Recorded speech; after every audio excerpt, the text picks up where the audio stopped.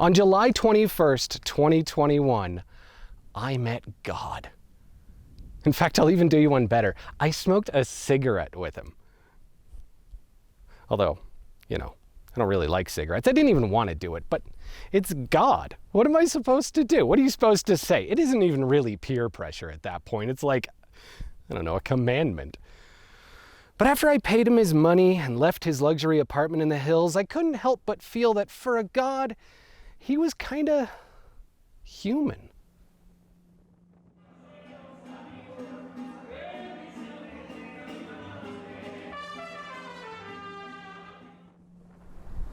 In a town above the absolutely stunning Lake Atitlan, a drunk old man has been chain-smoking cigarettes and lying to his grandchildren for hundreds of years. In this small Central American country, he's among the most powerful beings to have ever existed. Hundreds of thousands worship him as a bridge between worlds, believing him to contain the combined power of both Maya and Christian gods. He represents the spiritual grandfather of the local indigenous people, and ever since the colonization of Guatemala, he has been forced to exist as duality, a balance between halves. On one end, he's the all-powerful ancestor, Rilajmam. He's their glory, he's Tikal and Quirigua. But he's also their failure. He's the throat that was crushed by the Spanish boot. He's fault and vice, wisdom and strength. He's the all-encompassing Maya experience. He's truly Guatemala. But the thing is here that ancestors now don't just point to the hills alone. The past of the world is a Gordian knot. You can't just undo it. The spirit of local grandfathers is mixed in both killer and killed. He's the duality. He crosses that line. He isn't just Rilajmam. He's Machimon. He's St. Simon on steroids. He's all of Europe's power. He's the invasion, the genocide, conquistadors, Judas. He's St. Paul and Jesus. He's just as much that scourge of righteous fury as he is turning the other cheek. He is the duality, and not even that Catholic God is more powerful than him.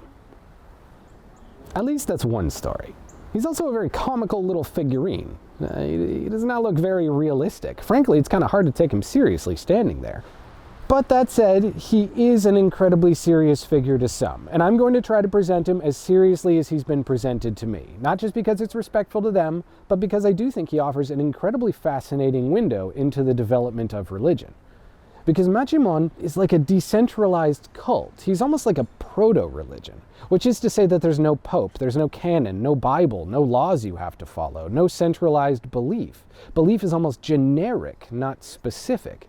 Even outside the duality that he exists under, there is no Machimon. There's dozens. There's as many as there are believers, because he has no priests. Nobody can tell you exactly what he is, and perhaps more importantly, nobody can really stop you from setting up your own statue, at least theologically.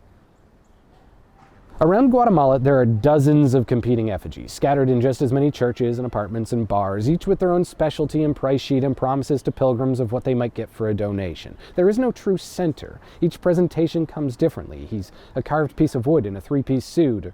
He's a stuffed doll. In Atitlan, in indigenous heartland, he's draped in the Maya cloth, and his home is absolutely screaming with color. Even the corpse of Saint Simon screams with Maya color. And yet a few hundred miles away, the most prominent statue in the country is presented like it's Catholic. Here, Machimon is just another saint, the only difference being that outside his cathedral, Maya priests are lighting fires and performing rites.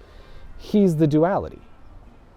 But no matter how he comes to you, no matter where you meet him in this country, the boys who maintain him promise if you stuff a couple hundred quetzales under his tie, he'll tell you whatever it is you need to hear. The thing is, though, they'll also tell you that he's a liar. They're not hiding anything. He's 400 years old, and he's absolutely hammered. He was drunk when you were born, and he will be drunk when you die. So, yeah, okay, he might make a few bold promises, but let's remember that this is just Granddad talking, and it's late evening. You ever talk to your grandfather after 7 p.m.? He might say he knows the secrets to fixing your corn problem, but that doesn't mean you should actually believe him. And obviously, religion doesn't really work like that anyway. You can't just snap and get what you want. If that's all prayer was, people wouldn't do it. There's more to Machimon than just the faulty promises of a few drunk caretakers. He's a cultural experience. Visiting him isn't just respecting tradition. The journey itself is healing. Guatemala's a beautiful country, and Atitlan, for lack of a better word, feels holy to visit. Standing here, you can completely understand why the Maya worship it. This landscape invokes you to more. To come here at a big moment in your life, to spend an obscene amount of money on the trip, it inspires you to think deeper about your problems, to reflect and overcome. The point of Machimon is deeper than just visiting a doll. It's about finding the calm that you need to accept change. It's about repeating a tradition that has a value deeper than anything provided by that little wooden statue and the money that you put in his tie. The family just ahead of us told me that they'd come to pray for their son who was illegally sneaking into the United States. They just didn't know what else to do, so they came to the most spiritually important place in their people's history and offered $40 and a pack of smokes to a carving they were told was powerful. They said they didn't actually expect it to work, not exactly anyway, not out loud to me, but what was their other option? Sit at home and worry? Go to the same ineffective church that they'd been to every other week that got them here? There's a certain simplicity to Machimon.